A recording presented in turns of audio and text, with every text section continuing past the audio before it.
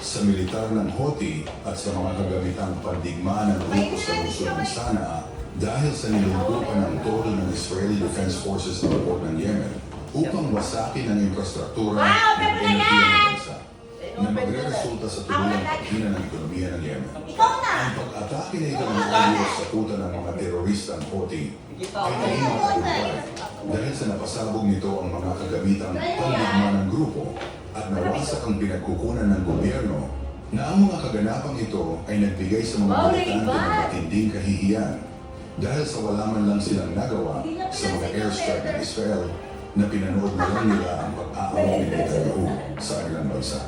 Ayon sa ating nakalap ng mga balita na ang mga pambubomba na ito ng pwersang Israelita sa Yemen ay nagresulta sa pagkamatay sa siyam na individual na talagang hindi sila nakaligtas sa pambubomba ng IDF. Air Force ang dalawa nitong missile sa mga kuta ng kalaban upang magtanda ang mga salot na ito na ang pangingialam nila sa mga pambobomba ng Israel sa Gaza ay nagbigay lang sa gobyerno ni Netanyahu ng isang mapagpasyang aksyon upang linisin ang mga alagad ni Hezbollah na tumatakbo sa bansang Yemen.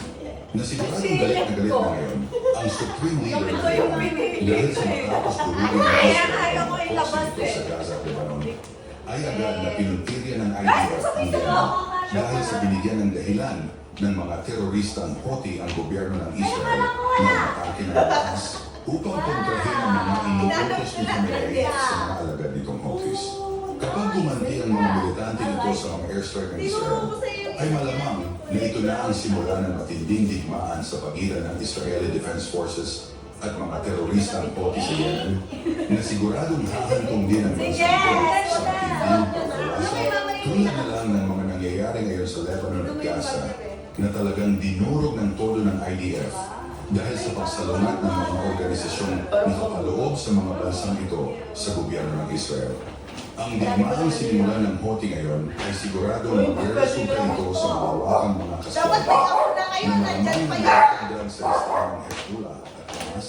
Ang mga leader ng Houthi natatawid sa kabilang buhay dahil hindi hihinto ang Israeli Defense Forces sa mga pambubomba nito hanggang sa hindi kayang malumpo ang mga terorista sa Yemen na siguradong hindi ito agad makikipag-deal sa isang tigil putukan hanggat sa hindi nakitumba ang mga pinuno ng grupo tulad ng ginawa nito sa Hezbollah.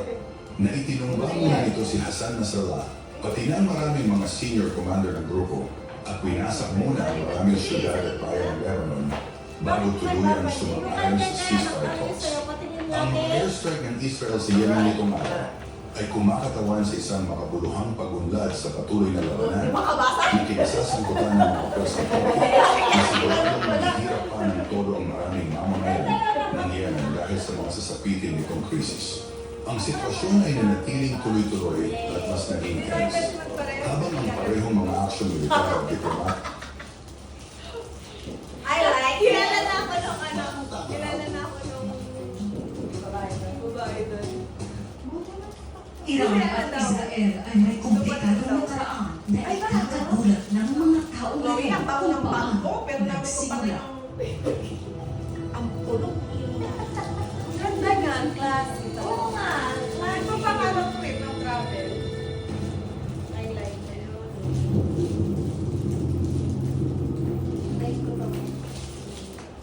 Noong 1950s, nang maging isang turma na bansa ang Israel, magkaibigan talaga ang dalawang bansa. Ang Iran, sa ilalim ng pamumuno ni Shah, ay isa sa kauna-unahang Muslim country na kumilala sa Israel. Nagpapalitan ang dalawang bansa ng mga produkto at may mga biyahe ng aeroplano galing sa Tel Aviv Pulong ko, Chloe! papuntang Tehran.